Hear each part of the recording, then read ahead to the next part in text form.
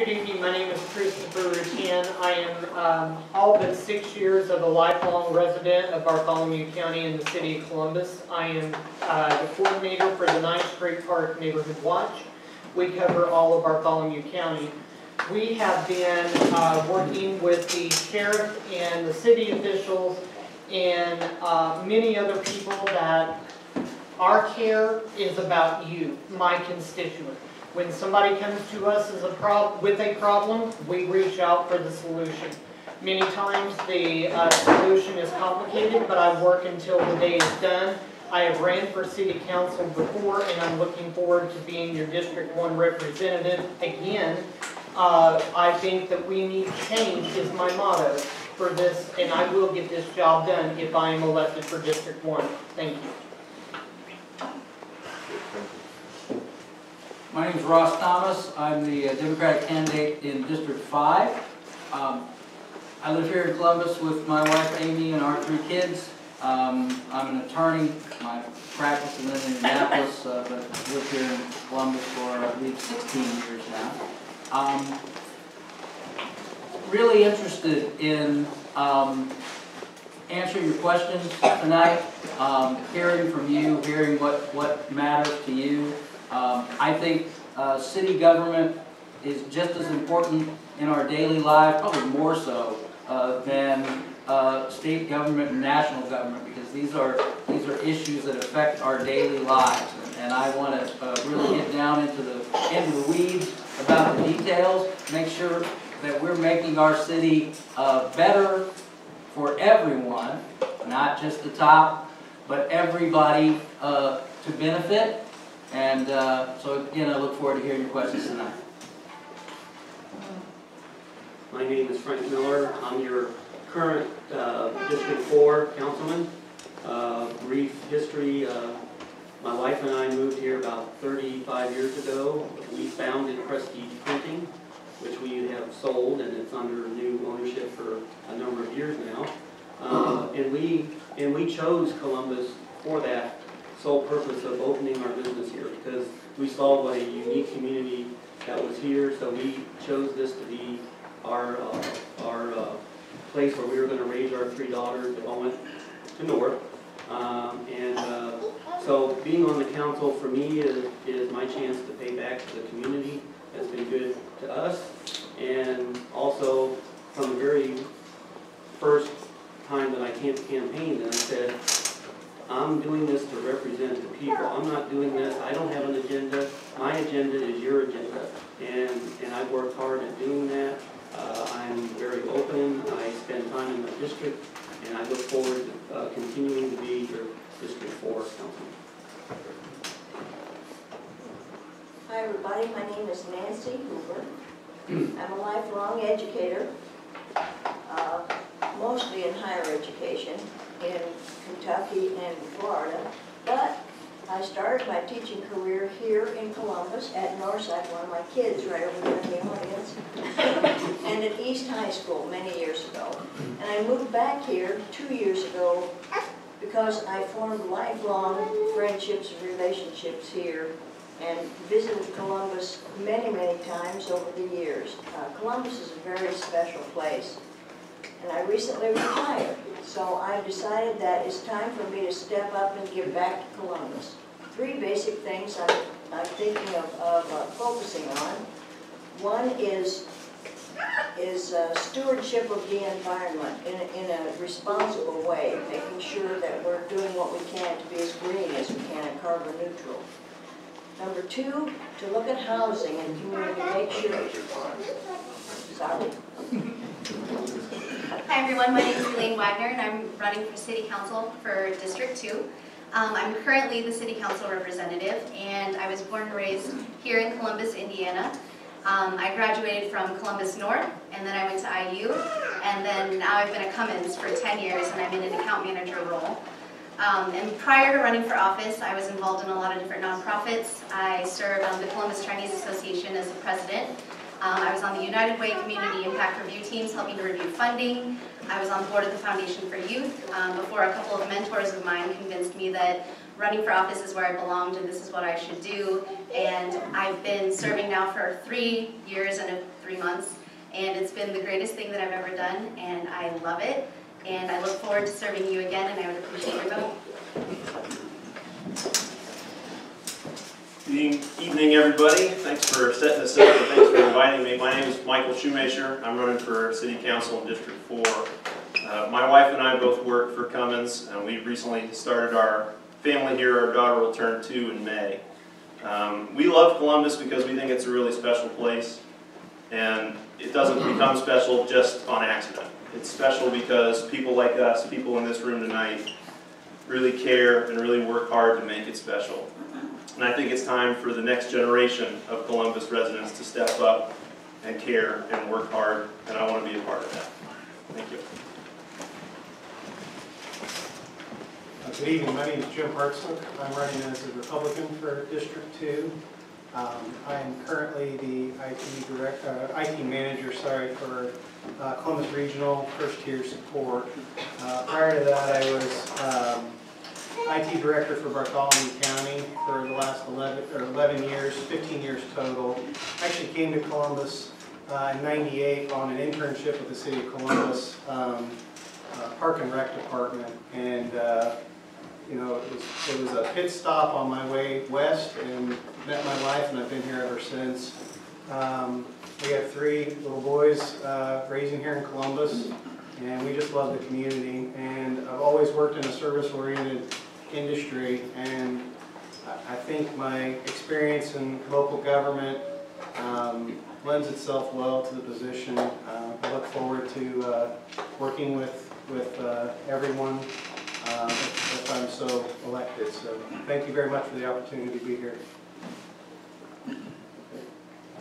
Hi, I'm Gaston Ross. I'm the current District 1 councilman.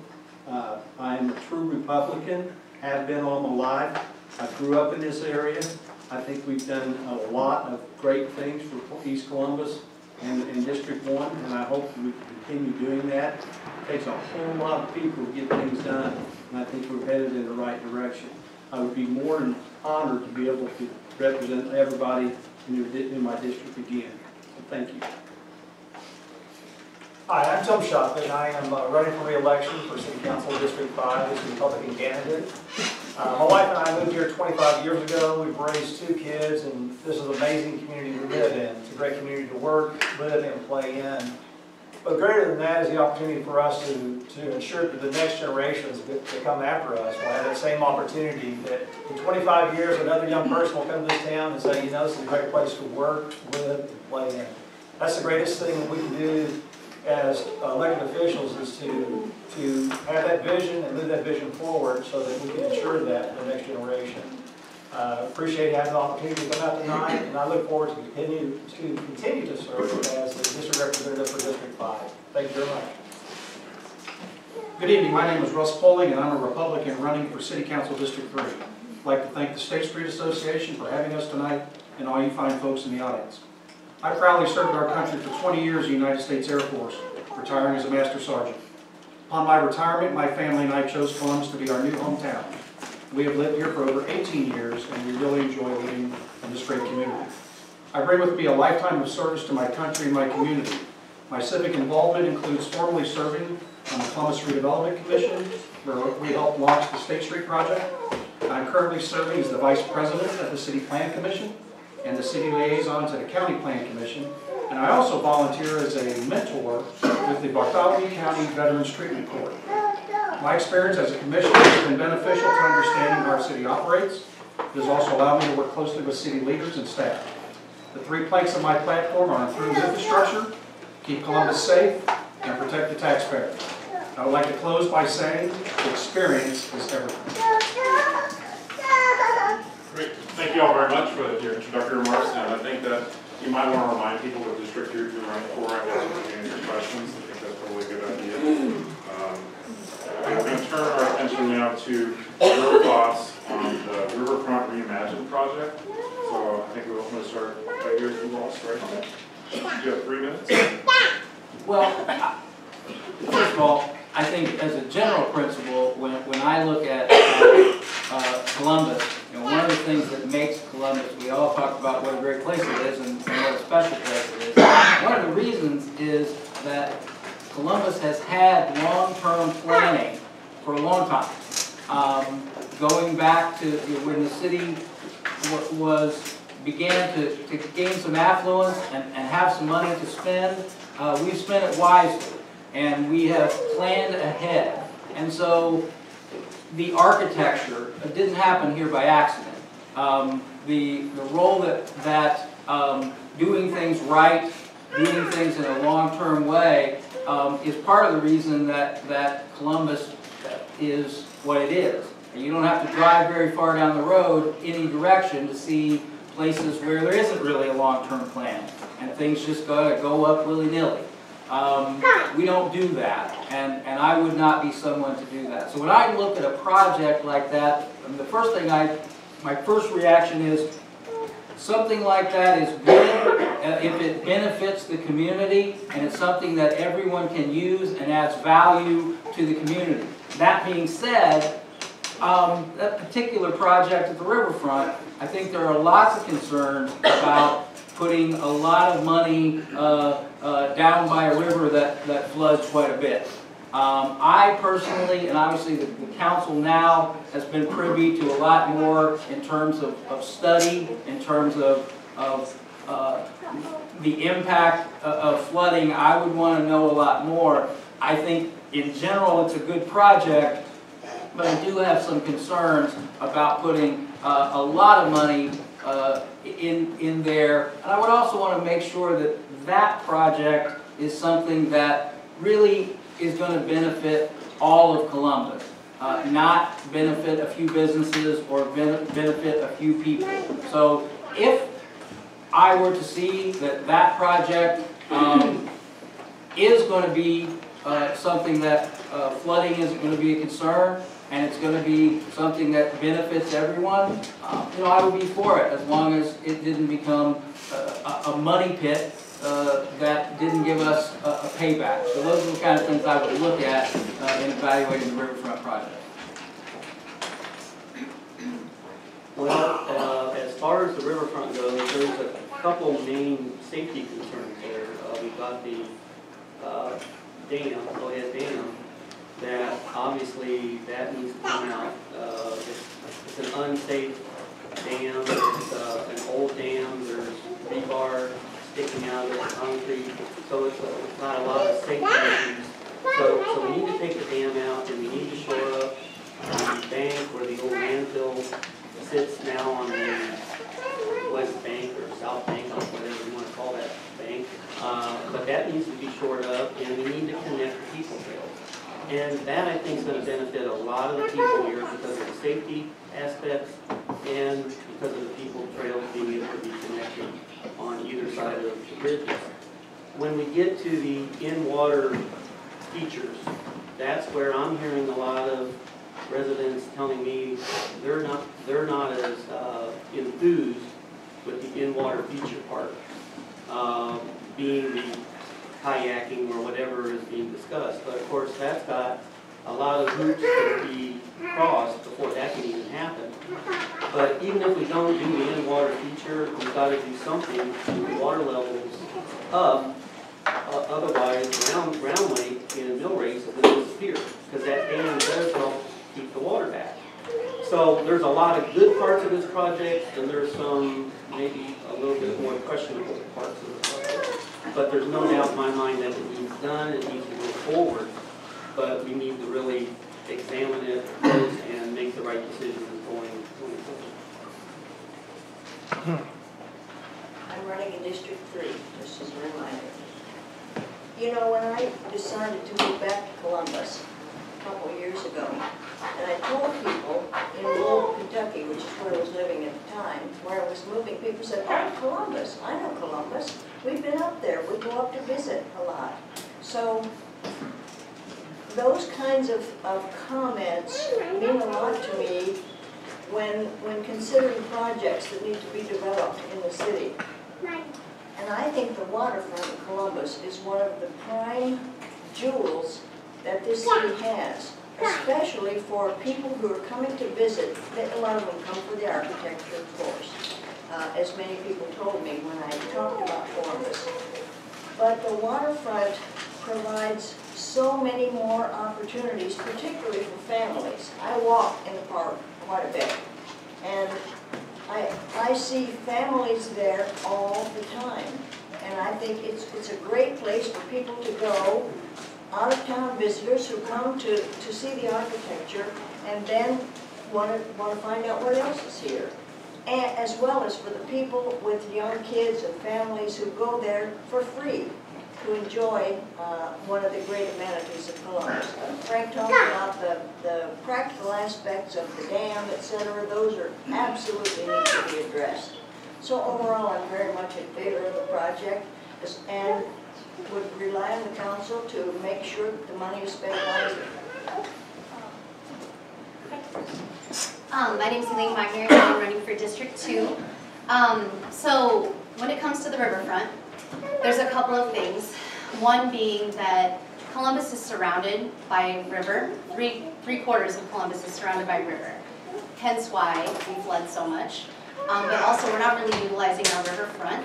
So from an economic point of view, that's one reason for why we want to develop our riverfront. But the second piece of it is kind of what Frank has already touched on, is the safety aspect. So the Lowhead Dam is going to be washed out. It's piece by piece, it's falling apart anyway, so our hand is kind of being forced regardless. We actually had a kayaking group come in and present to us on the effects of a Lowhead Dam, and they made a presentation and they showed us how water going down a dam actually recirculates, and someone going by in a boat actually gets pulled back into it, and they get circulated over and over again, and that's why we've had some of the tragedies that we've had. And so if we don't remove that dam, it continues to be a safety hazard for people in Columbus, so that's one of our reasons. But the problem in removing the dam is that then the water level will drop so much that the Millrace Park Pond would be empty, which is why we're working with DNR, we're working with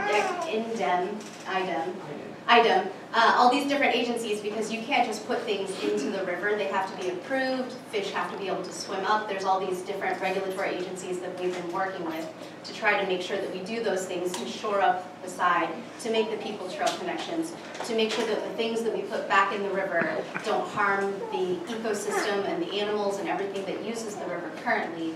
And so, of course, yeah, so I support the project because it's something that we have to do regardless, but doing it in the right way and making sure that the city council heads and the city council representatives are meeting with department heads and well educated on the issues and educated on you know, how the money is being spent and all the different parameters around the project, I think is important.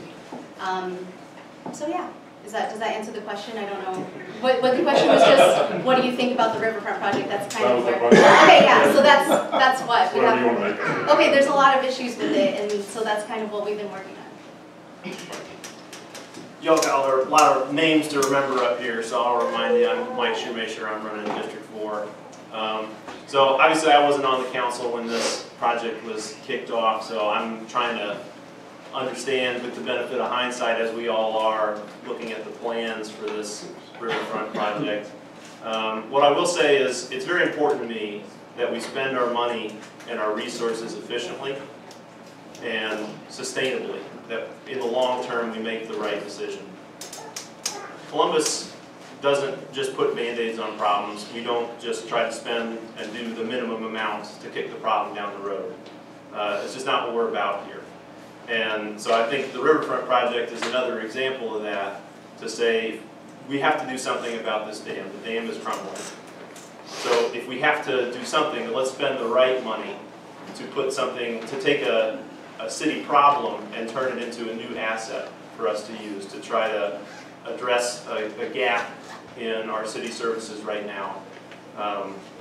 So I think when we consider a problem like that, that we want to make sure that we're not just selecting a proposal that spends the least, that maybe doesn't disturb today's taxpayers as much, but considers 20, 40, 60 years down the road, is this going to be a problem still, or are we going to have solved it right the first time? So that's why I think I support the Riverfront project the way we've laid it out. My background is in engineering, and I've got an MBA from IU. So I'm very much an efficiency kind of guy, and that's why I want to make sure that we continue to spend our money the right way. Thanks. I think I would just echo what Mike said. I mean, I think, and Frank before Mike on, the focus is this is a safety issue. And I think the opportunity to tackle and add amenities while solving this safety issue makes a lot of sense. I mean, anything we can do to, enhance the people trails and solve the problem right the first time and not kick the can down the road and not put a Band-Aid on it. Why would we not take the opportunity to do that and do it right? I think the landfill issue, I was not aware of until last week when I think the mayor candidates brought it up. I had no idea that was in danger of being unearthed. I think that's just as scary as the dam issue. As an avid user of the people trails, anything we can do to expand those are fantastic. Anything I can do to get my kids out of the house and off video games, I'm all for. So I would absolutely support that project. Hi, I'm Das Bunch again. Being on the council now, yes, I do as an individual support the Riverfront project. Again, not echoing what Frank and everyone else has said. The safety is a big issue with what we do there. But we all know, like everybody said, the low-head dam needs to come out. It's getting unsafe for that. I'd want to see the people trails come all the way through so we can basically make a loop around the city. And the people trails has been a big hit for everyone in the city. And I'm totally in favor of all that. Saying that, that's my personal opinion. But my constituents, and that's what I normally do on the major project, I'll talk to the people out there. And I won't give you any examples, but I'll talk to 30 people. If I get 25 people telling me they're not interested in that at all, whether I agree with it or not, and I'll vote against it. I mean, that's just the way I do things. But I work for the people. But like I said, me as an individual, I'm totally for it. There's a lot of things that needs to be taken care of before then. People think we're just going to be able to walk in down there and start it. That's not the truth. Like I said, DNR, everybody, there's a whole big list of people that we have to even get permission that we can even go down and try it. So there's been a lot of work into this, and I think it would be great for the city to do this. It would definitely be an asset. But again, that's a personal opinion, and I think the people of Columbus will make that decision for us at one point in time. Again, I'm Tim Shuck. I'm City Council Representative, District 5. I think it's important for us to go back and look at the history of this project and how we got here. This was originally brought to the council as a in-river bridge to connect the two people trails. It did not address the low-head dam that was in the middle of the river. It didn't address any of the issues right in the water. It was simply a bridge that was going to go down through the middle of it. The council took a time out and voted that project down and said, no, we're not interested in doing that. Instead, we'd really like to go in and look at this full project. Let's talk about all the issues there, bring them to light, and then let's make the best decision for it as a community. That's the process we're in right now. There are some safety issues there that we're trying to address. We're trying to work through that process. Ultimately, it is to get that connection for the people trail from the west side back around to the east side of Columbus. We have the people trail that goes to Lafayette Street and stops there. It's important for us to continue that on down and around, make the connection under the bridges and bring all that together. So I think there's some true opportunity for us in the community to see that connection made through there. And it can be done in a way that's safe for everybody so they can enjoy the opportunity to go down there, be near the river, and do it safely. And so for that reason, I think we need to work through the process, work through the agencies within the state of Indiana that will allow us to go in there, get rid of the dam, create an opportunity for us to keep the water in mill race as we've talked about. And for that reason, I'd be supportive if we can work through those issues appropriately. Thank you. Hi, Russ Poling, City Council District 3 candidate. The best part about going last, I get to hear what everybody says. The worst part about going last is I get to hear what everybody says. And I don't want to sound like I'm repeating what I've heard. A lot of good comments up here from everybody. The main thing I look at is we got to look at the safety aspect. If the low-head dam is dangerous, a lot of people say it has, there's been studies. We got to do something about it, we got to get rid of it, but we also do have to be mindful of what happens to the water level up in mill race. And definitely want to see a people trail connection. We have the trails, one comes to 2nd Street Bridge, one comes to 3rd Street Bridge, and then you actually have to cross those roads to get to the other end of the trail, which is dangerous to see how people drive in and out of town. So we got to work on that, get that connected. For the other stuff, we got to look at how much is it going to cost, is it really worth it? And like Gaskell said, you know, what are the people saying? We need to listen to the folks, see what they want to see. Because if you look at the total price tag, it's well over $8 million. Now, I was a citizen member of the committee, the Riverfront Committee. We did a lot of research. We had some really good consultants come in. We did a lot of different things. And we took a lot of resident feedback. So we have to look at what the residents say and make sure we're getting good bang for our buck. Thank you. Chris? My name is Chris Shertian, as you all know, and a lot of people think that because we're in District 1, it doesn't apply to us what happens on the downside, but downtown side of Columbus. But let me tell you my personal feelings. I have monitored the news in the last few years, and I have been particularly saddened at the unfortunate incidents that we've had at that dam. Protection and safety of the Bartholomew County citizens and anyone who is under our jurisdiction, it should be of the utmost importance. When this project debuted, I was very skeptical at the price tag. I didn't understand it until I did some research. And I really think, and I echo some of the other statements that are made, we have to work with all the associated agencies to make sure it is done correctly. But we also cannot afford to spend that extra dollar and do something in error and then have to go back and repair it. That's why all our I's have to be dotted, the T's have to be crossed, and we have to listen to our constituents. We have to make sure that we are effective, but most of all providing you, our constituent, the safety and to make sure our river life is protected, such as the fish and any animals. And I like to go to Mill Race Park quite often and just walk around, especially on the covered bridge. And if it means protecting Mill Race, then I'm all for it. And going down the stream to the 3rd Street Bridge and the 2nd Street Bridge or Robert Stewart Bridge, if we've got to protect that area, and especially with the landfill that is going to be uncovered soon if we don't act, then let's get in there, let's dig our heels in, but let's do it the right way. Thank you.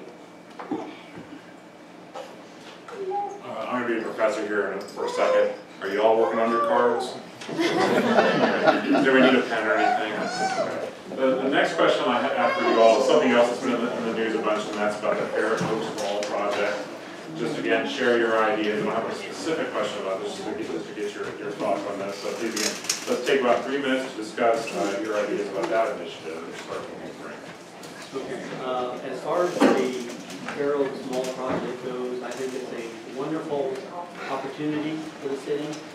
We have a great Parks and Rec department now, and with the opportunities that Fair Oaks Mall presents us, we can continue that trend with our great Parks and Rec.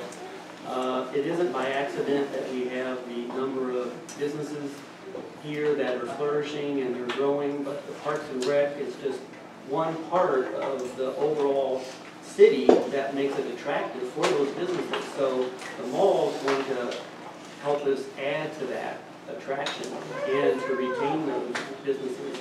And I know I hear a lot of people telling me that they're not convinced on the project. Well, if we look at Donner and what's going to have to be spent there versus what the mall property affords us in expansion, there's no comparison to what we can do in Donner Park versus what we can do at Fair Oaks Mall property. One of my fears with the Fair Oaks Mall property is we on the city administration and council members now, I think we've heard everything but the kitchen sink as far as ideas on what can go there. But we're not to the point yet of doing the public input sessions, which there will be plenty of, so that you help us to plan that and help us design what's actually going to go there. One of my comments have been, there's a lot of people that I've heard that are against it because of sports tourism. Well, it's not just about sports tourism, and I was pretty vocal right up front that the citizens of the community are the ones that are going to ultimately pay for this. They have to have the first opportunity and right of use of that facility, and we need to design the opportunities for the local community residents to use it. Sports tourism is part of it, and it needs to be part of it because it affords us the income to help pay for the property. I'll close by saying that I think 15 years from now, residents will say, wow, that was a great idea, buying that property and doing what we did. I really do. Again, I want to ask Candace for mine, obviously, being District Police. My name is Nancy, District 3. You know, this thing of dying malls around the country is incredibly sad. For those of us who spent some of our teenage years in malls and shopped there a lot. So communities have to make a decision about what's happening with these huge 400,000 square feet, I think, in Fair Oaks Mall. And it seems to me, again, looking from the outside, not being a member of the council, that some pretty good decisions have been made about a possible future use for this mall. The downside that I hear from people is they feel that they were not involved in the process and that the process moved very quickly. So I think that's an issue for all things to come up for the council, that the council members really have to work to make sure that we're talking to people and listening to people and getting concerns. And Frankie said there are public meetings coming up, which is a very good thing. I guess all in all, I would say it's probably a very good decision for the mall, given the condition of Downer Center, the positioning of the mall right across from Lincoln Park. So I think it's probably going to be a good thing, and I think probably down the road, Frank, I think you're probably right, people are going to say that was a good thing to do. But we have to be really careful to make sure that we are gathering opinions and listening and not moving too quickly. I guess that's one of the concerns that I've heard. Thanks. My name is Elaine Wagner, and I'm running for District 2. So I'm currently on the Parks Board, and I would invite anyone who wants to come see Donner Center to come check it out, because it does have a lot of issues, and it's very small, and the people that are working there are sharing offices, and there's just not enough space for how much our department has grown. And so the Fair Oaks Mall is a really good opportunity for us to not only have offices that are sufficient and safe for people to be working in, but also have enough space for what we're needing to do. And I've also heard everything under the sun and a lot of speculation around, you know, these people already have deals and they're already going in the mall, and that's not quite happening. We're still very far away, right? So we've recently requested design concepts, and then from there the city and the public will be involved. But I think we're really far away from knowing exactly what's going in the mall at this point. And being on the Parks Board, I can also tell you that Columbus, Indiana is one of the best in the state when it comes to our softball fields, which is something that's so random and something that I didn't know until I joined the Parks Board. But we are like the #1 hub for softball tournaments in Indiana, and we actually took softball tournaments away from Kokomo this year because our Parks Department is just so amazing. And thousands of people travel here, and they stay in hotel rooms, and they eat meals, and they compete in these softball tournaments. And it actually brings a lot of revenue to Columbus. And not only that, but kind of to touch on what Nancy said, malls are dying right now all around the U.S. And our Fair Oaks Mall right now is someplace where we have a ton of opportunity to not only have recreation for young people, but also walking paths, and it's a place for everyone. It's a place where people can go, and right now I think we have a lot of people who take advantage of Fair Oaks Mall as some place to walk in the winter, and if that were to go away, we wouldn't have that anymore. And so it still can be a community asset. Right now it's still too early to know for sure, but definitely I'm in support of the Fair Oaks Mall project. Mike Shoemaker again, District 4. So I see a lot of similarities between these two topics. I'm sure you do as well, right? So we're talking about a city asset that's crumbling. In one case it was a dam, and in our case it's a mall that's struggling to retain leasers. And I think the same things hold true, right? Columbus is a place where we don't just try to do the minimum amount. We're trying to make the right long-term sustainable decisions. So I think it's still the right decision to make, to say, let's find a way to not just bulldoze this mall and turn it into a parking lot, or do whatever the minimum thing would have been, but to say, how do we turn it back into a city asset that we can all really enjoy and helps fill a gap, a need that we have in our city services. I'm a young dad.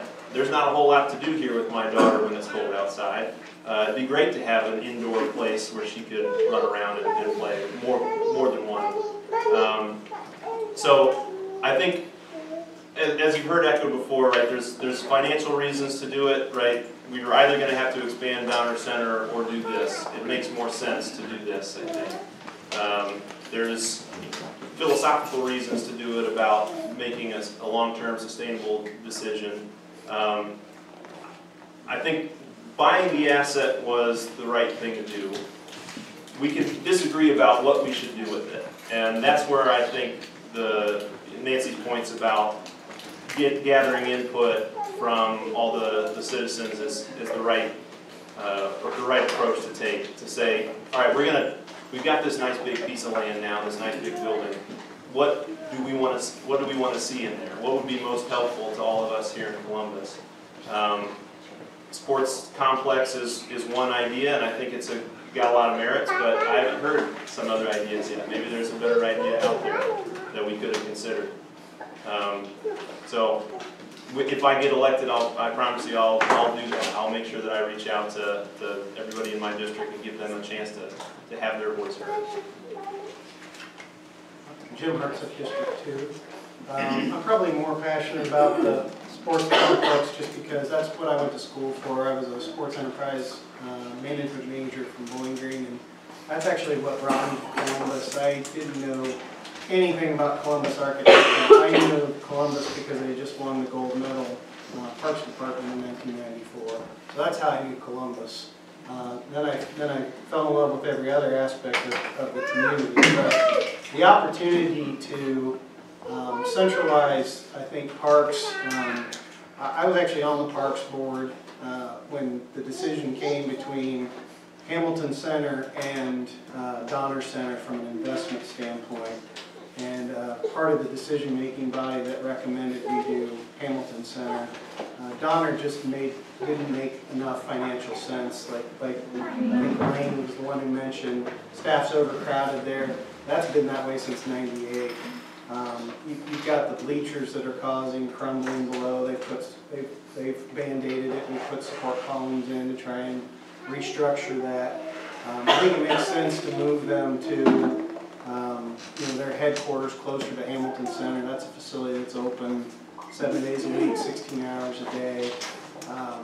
The opportunity for an indoor sports complex, I actually played a lot of indoor soccer as a youth and was willing to travel 35 miles away from my house to have the opportunity to play. I'm all for the sports tourism. I think that's a great opportunity. That sports complex that we built in Hamilton County expected, I think it was 370,000 visitors their first year, and they went over 700,000. So I think the opportunity for sports tourism for that area is tremendous for Columbus. Hi, I'm Daskell Bunch, District 1 City Councilman now. I'm all in favor. I think it's a great thing that the city stepped up and took over the mall property or purchased it. One big reason is a lot of people don't think about it. We've talked about sports, everything, and I'm all for all that stuff, but we could have very easily had a big junkyard there. If someone else would have stepped in and bought it, it's zoned. You can't control the zoning that's already there. You have to let people come in. If someone come in and wanted to start a junkyard, that's what it could have been right in the middle of our city. So over and beyond all the great amenities that the city's going to put in there one time or another, it's a no-brainer, especially when you add the dollar situation in there. But like you said, now we as a city and you as the people of the city, we have control of what we put in there and what we want. And you won't drive down 25th Street and look over to the right and see cars getting smashed and sent off in a semi-truck. But that's honestly, that's what could have happened with the zoning that you have on that land now. So it's pretty wide open zoning. Again, I'm totally for it. I think everybody's going to find that there's going to be something for everybody in that building whenever they come up with their design and what they want to do with it. I don't want to reiterate everything that everybody else said, so I just want to bring that up about the zoning. And so just think about where it's at and what could have gone in there if the city did step in. Again, I'm Tom Shupp at City Council District 5. And I have a confession, I'm a mall walker. And so I think it's critical for us to have that type of environment for our community to go to in the wintertime. Got a couple miles in this morning while it was raining out, so I do think there's a practical need for that side of it. There are 1,300 retail malls in the United States, and it's estimated that 1/3 of those malls will close in the next 10 years. We were one of those malls that was right on the cusp of being closed up. So it was a critical step for the city to be able to step in and make this purchase and to preserve the asset that is there, create an opportunity for us as a community for something greater.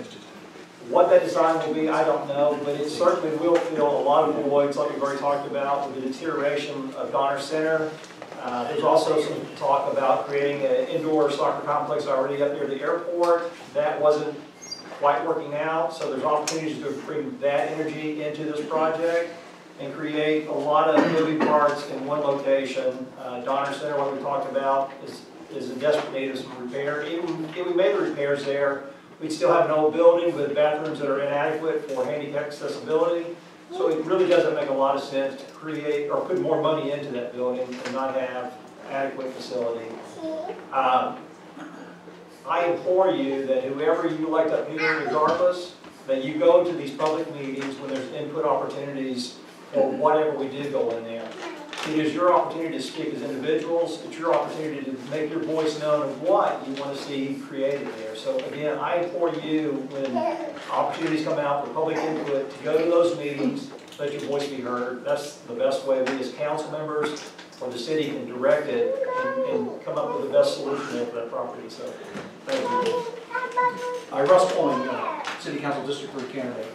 And I just wanted to, real quick, Tim said something really good about being involved, going to meetings. A lot of us that are running for office, we go to meetings, we see what's going on. You do need to give input to your elected officials. I know all those people that are currently on City Council know I like to email them from time to time. But as far as the mall goes, I know there's been a lot of discussion about the mall. What should we do with it? Why did we buy it? Was that a good idea? And I don't think we need to belabor the fact, should we have bought it or not. We own it. Now we have to do something with it. And if you think about Donner Center, I didn't realize that building was 75 years old. And it is not in the best shape.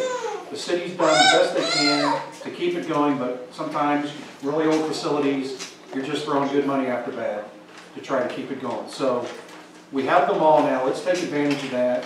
And yes, there will be public meetings, go to those meetings. Tell your elected officials what you want to see. And I know sports tourism is a big deal. It does bring money into the city, but also we have to balance that. Like Mr. Miller said, we have to make it accessible to the residents of Columbus. I know a good place for mall walking. I probably need to do some mall walking. But it's good to have that facility where we can use it. And I was a little apprehensive about us becoming a landlord. That doesn't always work out very well, but we do have tenants in there. They are generating income for this facility, and we can take that income and reinvest it in the facility. And I think we need to be able to encourage people that want to be part of that, retail establishments, restaurants, whatever, to keep that place really going. So thank you. Again, my name is Chris Tertan for District 1. I do support the Fair Oaks Mall project, but let me start out by saying when the Republic came out and all the news media said how much we were going to pay and what we would have to invest and what the process was going to be, I was very, very skeptical because I have been to Donner Center multiple times. I used to work in the Fairlands Mall over multiple years in different stores, and I would see everybody use it either during the summer, during the winter, as an athletic facility to get their daily walks in. So I support that aspect. But then we also have to look at Donner Center is crumbling, like everybody else has said, and the infrastructure is very poor.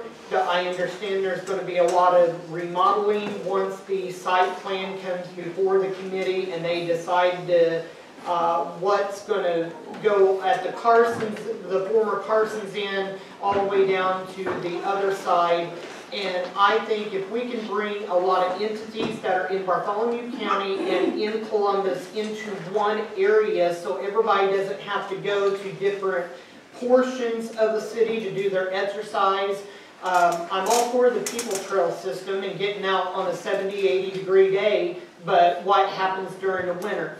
And if it means bringing a sports stadium and building up and trying to bring more revenue into Columbus to help us generate our finances and keep our city abroad, then I am all for it. And I'm all forward for progress. I mean, I think that progress is great. We just need to watch how we spend our money. We need to make sure that it's the best choice and we choose the best design.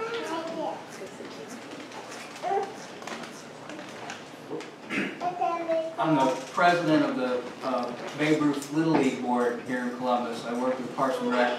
I'll be putting together some rosters tonight, so if your kids are playing, let me know. I can get them set up. But I've worked with Parks and Rec for a long time through Little League, Babe Ruth actually.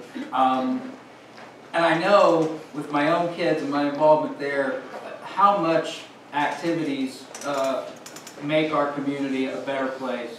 I look at this, when I heard about it, just as a person who reads the paper, I thought it seemed like a good idea. It seemed like a good opportunity, as has been said. Mr. Bunch said could have been a wrecked cars. I had more in my mind a flea market, maybe fireworks in the summer and Halloween masks in the winter or in the fall. But it's all true. I mean, it's not ever going to be department stores and boutiques ever again.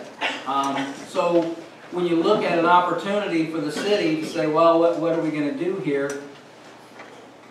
If you want to promote activity, there's an opportunity to do something for actually less money than building a new facility somewhere. If you want indoor soccer and you got an opportunity to do it there, of course, do it there as opposed to going and building an entire new facility. I would say one thing about Donner Center. Donner Center is in my district. Donner Center is about 2 blocks from my house. As an administrative building, I certainly don't have any problem with moving Parks and Rec administration out of there. As the pool, the park, that is a vital part of that community, and I would fight for a long time to keep Donner as a functioning park and spending money to make that part of the community. So when we talk about Donner, I would certainly separate away the Parks and Rec administrative part. You can put that wherever they want, but as a facility for the community, as a park, that's a vital part of our community, and I would fight long and hard to keep that. I guess finally, there's not a lot more that can be said when you go last that hasn't already been said. But one thing that I see as a concern for folks when you have a project like this, and it's kind of been mentioned, that people say, well, you know, this was an inside deal, this was all baked in, all these things have already been decided in the back. Okay, so I'll collect cards. just real quick, I mean, this is a general statement, we've already answered the question about the mall. My understanding, the pool's not going anywhere. No, it's not. It's gonna stay, you know, and the park's gonna stay, it's just the offices Yes. itself. Yeah. And, so, don't worry about losing Donner Park or the pool, so Just a that's gonna clarification, be. I was gonna say. Okay. Thank you. So, the first question is to Chris or Tam. Chris, how do you think TIF money should be spent? Tip money, I'll be honest, I need to do a lot more of research on it. Tax increment financing, we need to spend everything wisely. If it means improvement, then let's do it. But let's not go back to the board just as a free-for-all. If it improves downtown, which I've heard a lot about, then that's what we need to do. If it goes into our, like the State Street Revitalization Project, if we need to use TIF money to take advancement in there because there's no other funds available or projects, then I say let's use the tax money, but we have to be fiscally conservative. No ifs, ands, or buts about it. And if I'm elected and something like that comes before me, then I would say no. If my constituents say no, don't use taxes, we won't use taxes, and I will use everything I can to vote against it. Thank you. Is this a question that you think we should open up to the Well, I'd like to, since it's my district, and help out with the taxes. For people who don't know, TIF paid for the State Street revitalization, 100%. Paid for it 100%. There was 90% of the people in East Columbus involved with that, one way or the other. It wasn't one person coming through here and trying. It takes a group and team that want to work together and get things done. So I can tell you that if I ever have the opportunity to represent this area again, and if I have the opportunity to have a group of people who want to get things done, using TIF money over there, I guarantee you I'll go. It just makes the city much better. I think it has done wonders. And people over in East Columbus now, you can walk around the spa and see what you've got and what you're going to get. Thanks. I do think that's more of a general question, so does anyone else would like to comment on that? So just to give a little bit of background, I think it's important. TIF is also tax incremental. So it's if an area already has a tax base, it's everything incremental to that. So it's the additional taxes that are generated off of investment in that area, and it's only for a certain amount of time. So it's only for 25 years typically. And then what we've been talking about lately has been adding State Street to the central TIF. So it's kind of complicated, but basically it's the incremental, it's the additional money that you would get from anything that's been put into the area, and then the additional money can only be spent on capital expenses in that area, if that makes sense. And then after 25 years, the base is at however much the money was made in that 25 years, the base goes to the top. So then it goes back to the top, and then if you want to establish another TIF, the base starts there, and then any money that is captured after that is what you can use. And so there's a lot of restrictions on what you can and cannot use TIF money for, and capital expenses is what you can use it for. Sorry. Well, and real quick, people's got to know that it's not residential people that are getting taxed on it. It's strictly commercial and industrial. Right. It's not your homeowner that lives down the street here paying their homeowner taxes. It doesn't go for that at all. I think the other thing to realize is that, and I'm Tim Shuck at District 5, the other thing to realize is that most of the rules established around spending money within the TIF are established by the state legislative, and so it is through them that we have to process that money. So it's not just willy-nilly spent, it has to be appropriately spent, and then there are certain criteria that you can spend that money in, primarily within the district that it is established in. So the TIF is for the downtown, it has to be spent in the downtown. Or you can do it with continuous projects that lead into it. That's the reason we were able to do it on the State Street project. But there are certain rules that have to be followed to have that project. The other candidates want to address the issue regarding the One thing to understand, the whole premise of a TIF to make it work is that the tax base is going to go up, that property values are going to increase. So there is some danger of using TIF financing if there is a downturn, or if a project does not turn out to increase value, there is a danger. So it's certainly not a magic bullet. It can be a creative way to raise funds, but you always have to look long-term and make sure that it's something that you really are going to increase value, otherwise it doesn't work. Okay, any other thoughts on this issue? Okay, another question that's been presented to us is, we'd like to hear your thoughts about getting the homeless a safe place to go. So let's start with Nancy. I think that you've not started. You're going to start. Sure. Yes, is my answer to that question. You know, tackling the problem of the homeless is one of the most difficult things that communities face. And I talked too much in my first statement, so I didn't get to say that housing is an issue for me. Housing across the board. You know, so many communities around the country have priced themselves right out of the housing market so that the working person can't afford to live there.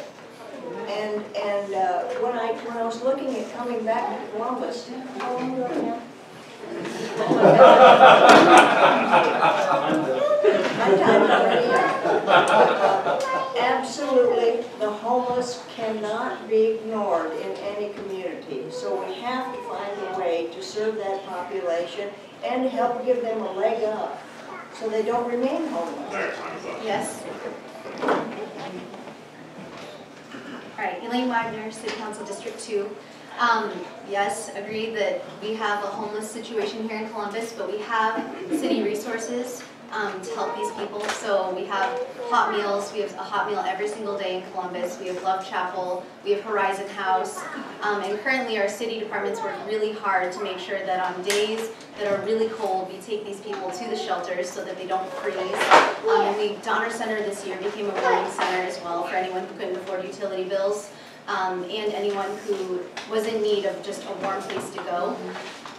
Unfortunately, some of the struggles that we have is that when we take people to the shelters, they don't always want to comply with some of the rules that we have in place, like being sober or going to a counseling appointment. And so those are the kind of struggles that we deal with right now, and I think it's a more broad mental health awareness type of issue that we're going to be tackling in the next few years. Michael Shoemaker, District 4. Yeah, so just echoing some of what Nancy and Elaine just said. One of the nice things about Columbus and the Midwest in general is that we care about each other. And so it's important that we take care of the less fortunate among us and find a way to help those people, make sure they're not freezing to death outside when it's cold, trying to help them get what they need to get their feet back on the ground. And so we need to find a way to build shelters for them, to have some sort of infrastructure in place to help them figure out how to get their feet back on the ground and get back to being a hopefully constructive member of society again. I don't have any solutions to that problem right now. I think it's a tough one to solve. But it's a priority for us, I think, moving forward. Yeah, Jim Hartsook, District 2. Yeah, I think, I don't know that this is a government-solved issue. It's a community issue, right? I mean, it's how we take care of those that have the least is really a reflection on us as communities. So I think where government can do is try to lead, try to work with partnerships. So, I'm a member of St. Peter's. I was on their operations board for a number of years, and I'm very proud of the work that faith-based community partner does for the Lincoln Central Family Neighborhood. I live in the Lincoln Central Family Neighborhood, so it's a real thing. You know, I see it. I think what we can do is try to help lead. I don't think it's something government can solve, but.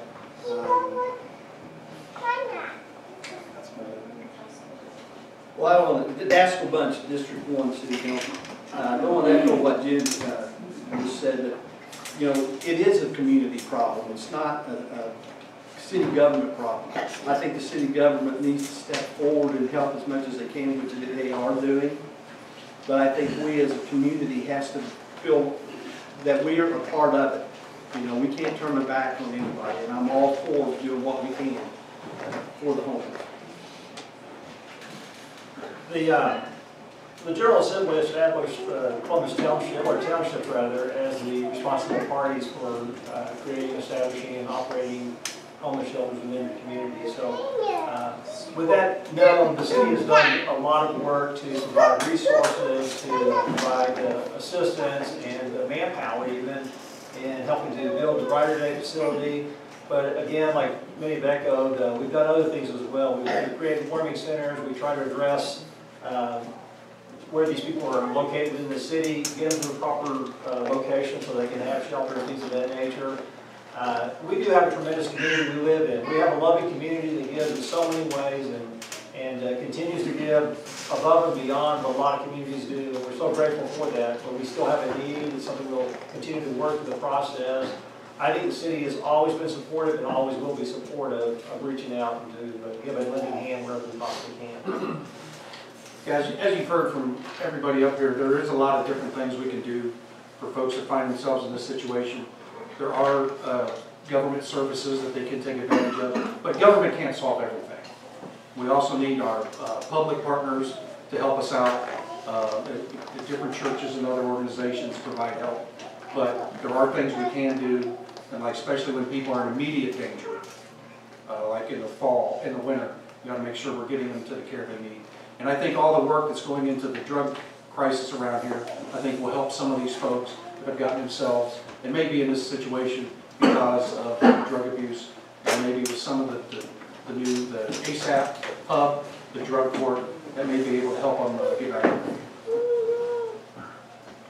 One of the things that I would say is I've worked with the homeless over many of the last few years, and the first thing is they're not going to accept help if they don't want help. That's our major obstacle.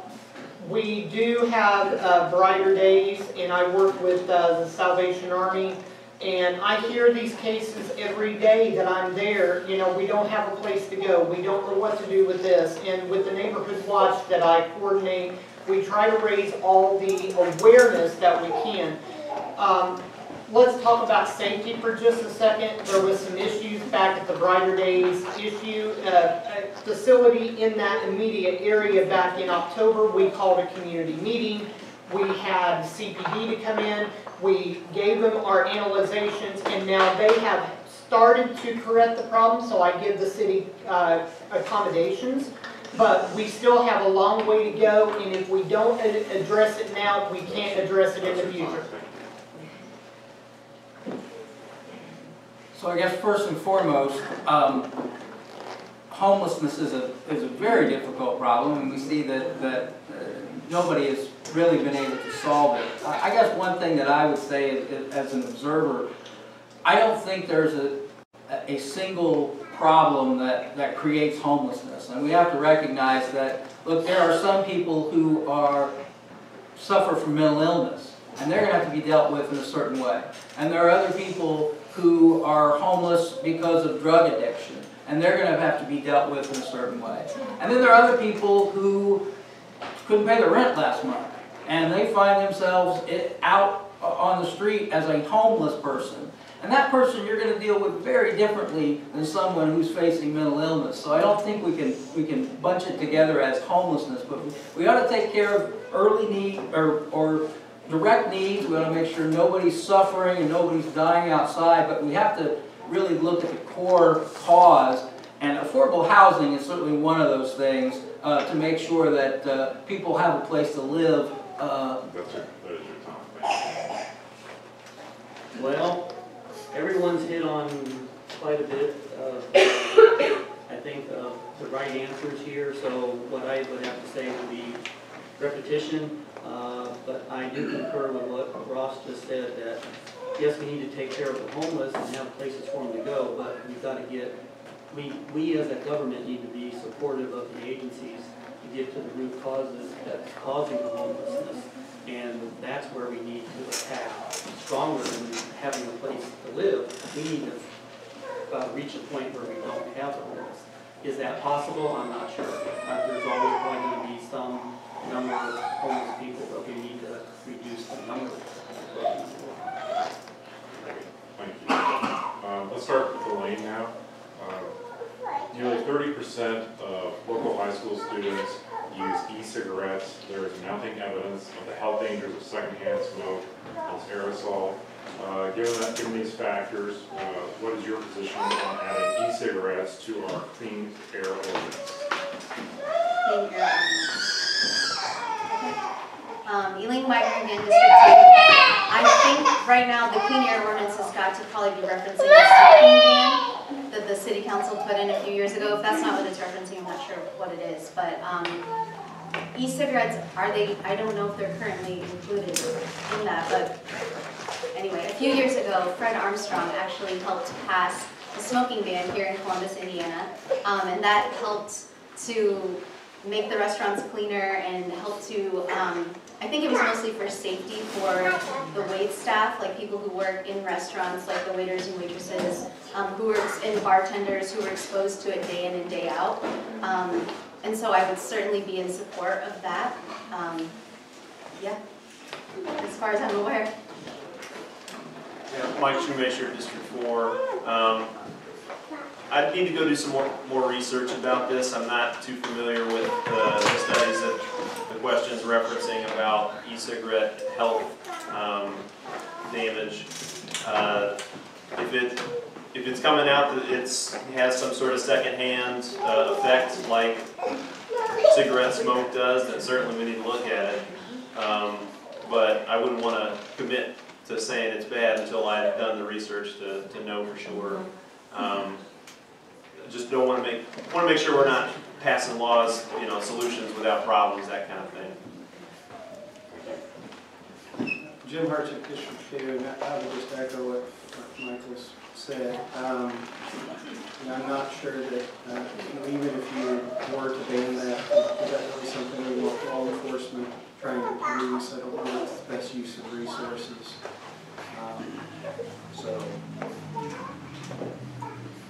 Hi, Daston Buttons, District 1. Well, on that subject, actually, the council, most of us on the council now, was part of that original non-smoking, fun smoke-free ordinance.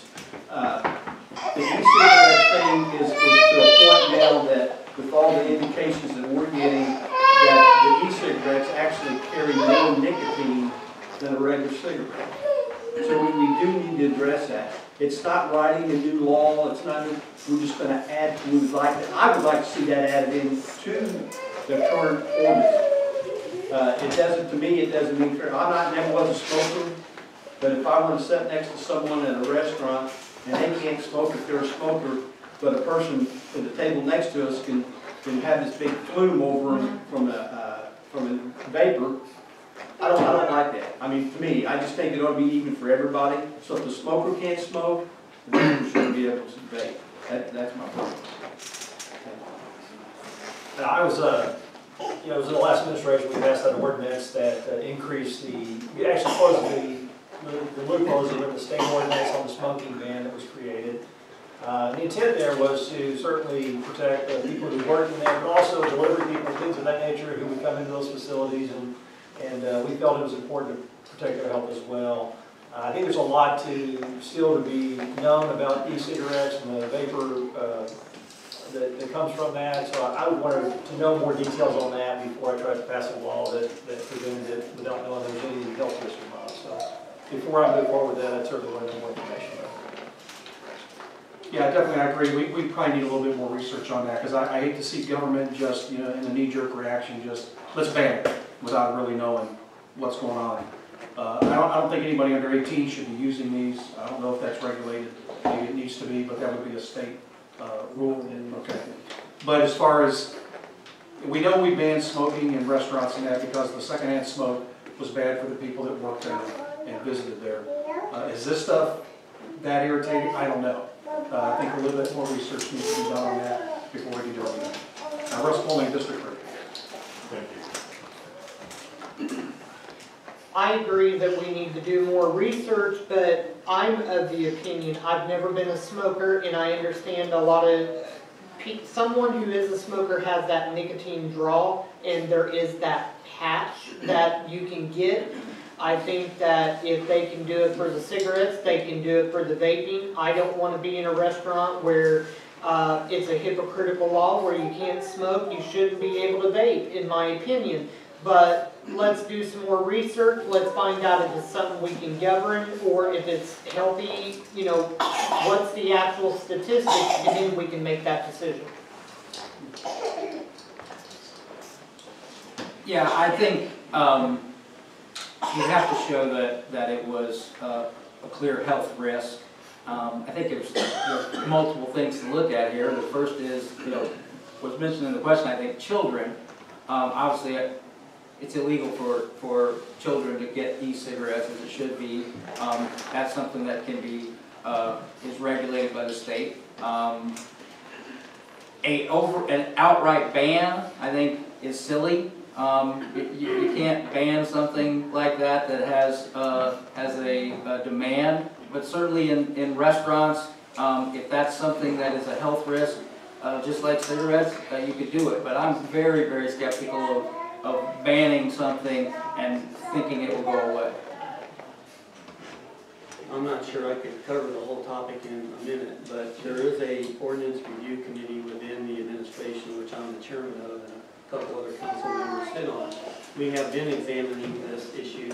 Kylie has provided us quite a bit of information to examine, and we're still in discussion. So the city is in discussion on this topic. There's been no conclusions made, and I've also heard that the state is looking at it again. But at the speed that they move, I'm not sure how quick that's going to happen. But I heard that hasn't gone through.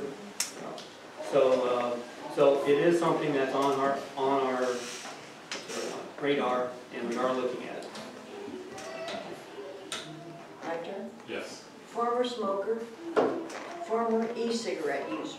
I can tell you that what comes out of the human being using an e-cigarette is water vapor.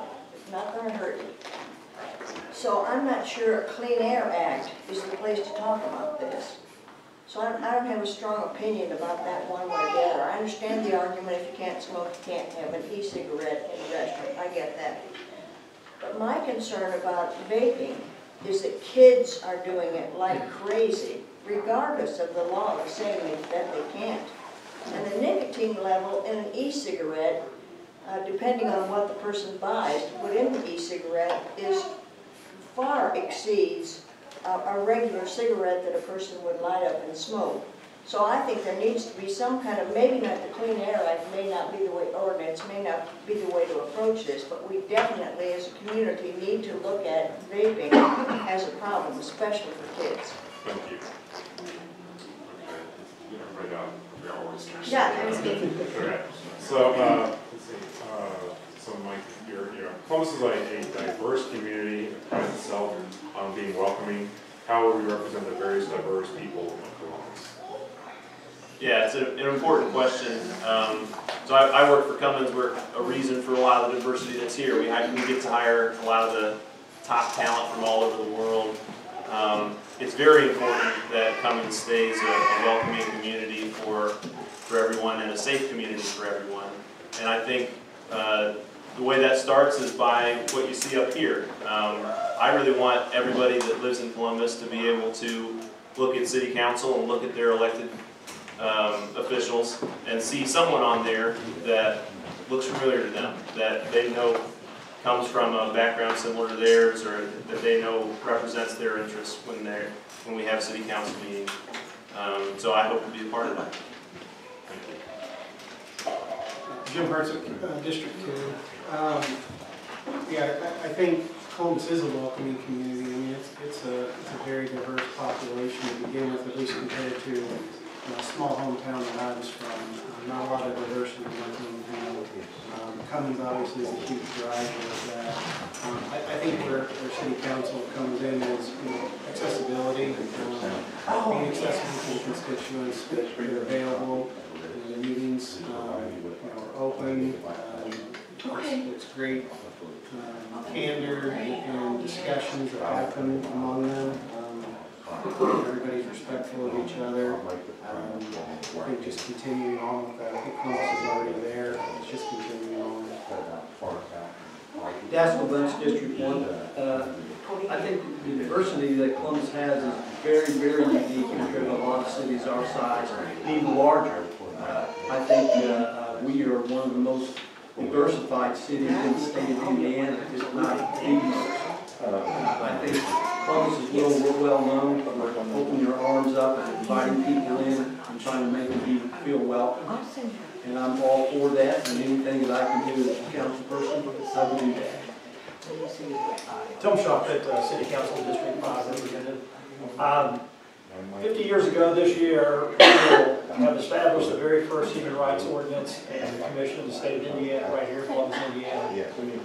I was honored to serve on the City Council when we updated our Human Rights Commission and included the LGBT community, seniors, and veterans to expand that. It is critical for us to always have a place at the table for people to come to. If you exclude anybody from coming forward or exclude them from the discussion, you only hurt yourself. So as a community, we have to be open, we have to be accepting, we have to welcome people in and listen to their values, listen to their opinion, and see where we can work together to create opportunities for everybody. So, thank you. Yeah, Columbus is a very diverse community, and like I said, Cummins has done a lot of good with that. But we all have to be mindful of ourselves and make sure we treat everybody the same and do welcome all points of view and do not let anybody think they are not as good as anybody else. And if we see any time, if any of us as a citizen sees where somebody is not treating people properly or some kind of bias, we need to call it out and correct people on it. Thank you. In my past, of course, everybody knows I'm Chris Tertin with District 1. I've had to use the Human Rights Commission over an unrelated issue, and they were very beneficial to me to help me understand what the laws are, what we can do to help each other. It doesn't matter to me if a person is gay, straight, male, female, Indonesian, Pakistani, American. Everybody deserves the equal rights, and they deserve to be welcomed into every community. And if I ever get that type of complaint, I will take it straight to the powers that be, and I will stand on the side of that citizen, and I will make sure that we get a resolution that is appeasing to both sides and no discriminatory facts are shown. And if there are discriminatory facts, then we will resolve it right then and right there, and then we will move forward. Ross Thomas, District 5. I think it's great to say we welcome diversity. It's great to say we're welcoming, but as far as city government goes, where the rubber hits the road is everybody in the community, wherever you live, should feel like they are part of the community and that the government's working for them. One of the things I started to say about the mall, but I talked too long, was that one of the concerns people have with city government is that it's not transparent. And whether those things are true or not, there is a feeling, I think, among people that, well, they decide everything behind closed doors. There's a few people who make all the decisions and get things done. We should have everybody in the community, whether you live in the biggest house or the smallest trailer, that you have the same voice in the government as everyone else. And that's the most important thing. I'd like to back up what Tim Shuffett said. I was happy to be part of the council that updated the human rights ordinance here, and that was the one hardest decision and vote that I made, because there was a lot of citizens that pretty much came at me and not being happy with that. But I think it was the right thing to do. We are diverse here, but we have a ways to go to be welcoming to this diverse group. And I know that the council appoints all the human rights commissions appointments, and when I found out we had openings, I reached out to my diverse friends of the LGBT community or whatever communities and asked them if they're interested to apply to be on the Human Rights Commission, because that commission needs to be diverse across the board. So I reached out to try to make sure that we maintain that diversity on the community. I think Frank hit the nail right on the head when he said there's a lot of difference between being diverse and being welcoming. You know, during the national debate over the dreamer status, I was part of groups talking with those dreamers who live in Columbus, Indiana, and they don't feel like they're very welcome. And then recently, during the hearing about the horrendous murders of Muslims in New Zealand, once again, we heard from members of the community who said, I don't feel very welcome. So for me, it's all about each one of you and each one of us to face each other human being that we come in contact with and give them the respect they deserve. You don't have to like them, but you need to respect them. Elaine Wagner, City Council District 2. Diversity is a topic that is near and dear to my heart. I do think that the community is very diverse, and while our community is really diverse, we're getting better. So I think that Columbus certainly has improved from 30 years ago when my parents first got here. The first thing they did when they moved into their house was go to Wendy's for dinner, and everyone turned and stared at them. And we've come a long way, but I don't think we're there yet. I think we still have ways to go. One of the ways that I've been trying to contribute to that has been trying to represent the different associations on different boards, nominating people who maybe aren't run in the same circles as everyone else for leadership positions, and trying to just get them involved, and that's been how I've been trying to affect diversity in the community.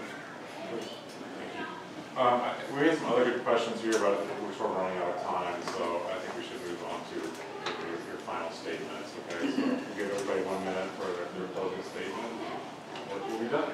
All right. So, Jim. Once again, Jim Hartsook. I'm running for District 2 on the Republican side.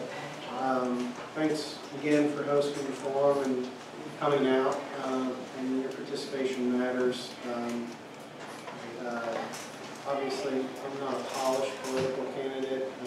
I got into it because I love the community. I enjoy working with and in government. I got afforded that opportunity for 15 years with county government. There was a lot of bleed over with City of Columbus, so I got to work a lot with public safety, engineering, planning. I feel very comfortable in city government. I don't know that the citizens really know how unique the community is here from a government standpoint, but there's an awful lot of communities in Indiana that politicians don't talk to each other, they don't even attempt to work together. I was part of thank you. Hi, again, I'd ask about your current District 1 City Council person, and ask for your support for one more term. I think you've got a lot of things started over here. We're nowhere near being close to being done. I grew up in this area. I wasn't born here. I'm a Kentuckian that they transplanted, planted in Columbus. But I did grow up in this beautiful vicinity right here around the graveyard. I thoroughly enjoy helping people. I want everyone to know that I'm very open. You can call me anytime, and if you don't have my card or my number, I'll be more than happy to give that to you, and I'm very responsive. If you don't get a direct response from me, it's because the person that I'm going to get the answer for you is not getting direct to me because they have other things to do. But again, I appreciate your support on May 7th, and any questions whatsoever with me or for me, I'd be more than happy to do that. Like I said, we as a group have a lot to do. Thank you. I want to thank you all for coming out tonight. I really appreciate the opportunity to come before you. And I think it's tremendous to see this group of people out on a night like this here. Again, I'm Tom Shuppet. I'm running for re-election in City Council District 5. Columbus is an amazing community to live in. It's an amazing community to work in, and it's an amazing community to play in. But it's not about today, it's about our future. let's move our future forward. Let's not be a hindrance. Let's make sure that whoever we elect to the city council has that in mind, to keep our community moving forward, to be better. Be better tomorrow for your children, for your grandchildren, and that'll be the greatest thing we can give to each other as city council people, is that we do that and we make a commitment to that. Let's move forward as a community. Again, I'm Tom Shoffett. I appreciate you being out here, and I appreciate your vote. Thank you very much. Russ Poling, Republican candidate for City Council District 3, just next door. I want to thank folks for coming out and giving us this opportunity. I know it's not a lot of fun listening to a bunch of politicians talk, but we do appreciate you paying attention. Like I said, I'm an 18-year resident of Columbus, retired from the United States Air Force after 20 years. We could have lived anywhere in the country, but we chose Columbus because we got to visit Columbus before I retired and really thought it was a great town, and we're happy to be here. Got a lot of experience working with city government, on Plan Commission, with the Redevelopment Commission, and also I give time volunteering for the Veterans Treatment Court. I'd just like to again thank you for being here. Thank my wife and son for being here, and my good friend Mike. You wear that shirt very well, son. And appreciate your vote on May 7th. My name is Chris Bertan, and I hope to be your elected representative come May 7th for District 1. I am on the Republican ticket. Over the past few months and years, I have worked very feverishly, talking to a lot of my constituents, trying to get a lot of the nitty-gritty things done with the city engineer's office, CPD. There's not a lot of relationships that I don't have established at this point. And whether I am elected or not, I will continue to listen to you. I will make sure that if you bring a cause to me, I will make sure that we get a satisfactory answer. And I look forward to having your vote on May 7th, and I would really like to thank the State Street Association for hosting this event, and I look forward to seeing everybody at the polls on Tuesday, May 7th. And don't forget, absentee applications are now being accepted for the homebound.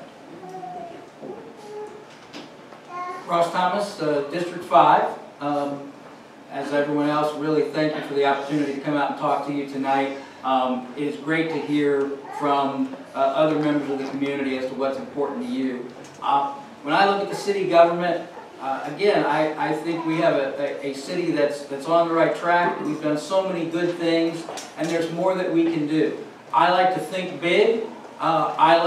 I don't think we should always look and say what's the cheapest way to do something, what's the least amount we can spend. But of course, at the same time, we don't want to boondoggle when we start a government project. So we have to be smart when we think big. And I think that's important.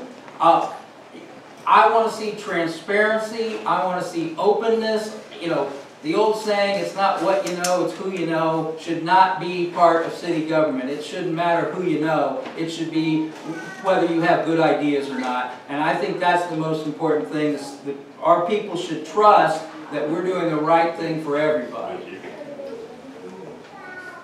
Frank Miller, and I'm your current District 4 councilman. And I would just like to say that it's been a great joy being a councilman for the last 7+ years now, and I really look forward to continuing in the role that I'm in. I work hard at it. I work hard for you every day. I represent everyone. Once you're elected, you're no longer a D, you're no longer an R. You represent everyone in your district, in your city. And I work hard every day for that. And besides the 2 council meetings every month, I think I'm up to about 10 or 11 other committees, boards, and whatever that I serve on every day. I spent 5 hours today serving you, and I really would like to continue doing that for you because I'm working hard for you. So I would appreciate your vote. Nancy Hoover, District 3. And you know, Ross mentioned who you know, and I'm in good shape because I don't know anybody. So I'm an open book.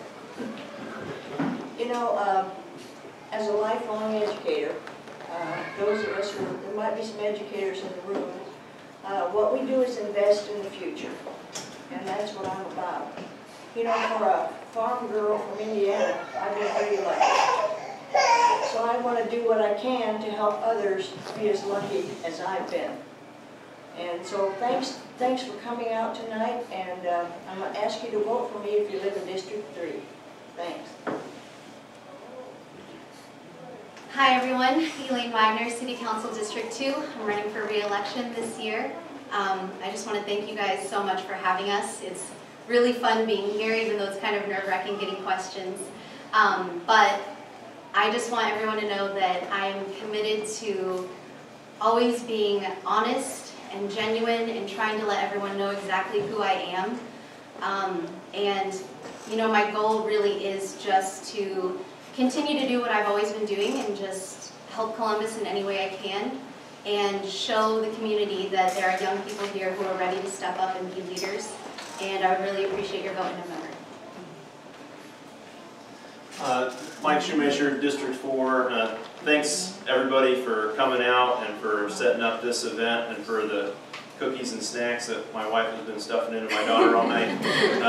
She's the one that I started doing all this running for elected office for. So I just am really proud to be part of this group of candidates this year. I think Columbus has a lot of great choices in front of them. I think this is a really exciting time. I'm really looking forward to working hard and meeting a lot of my neighbors in District 4 and seeing how we can help them out. And I hope I can count on your votes in November.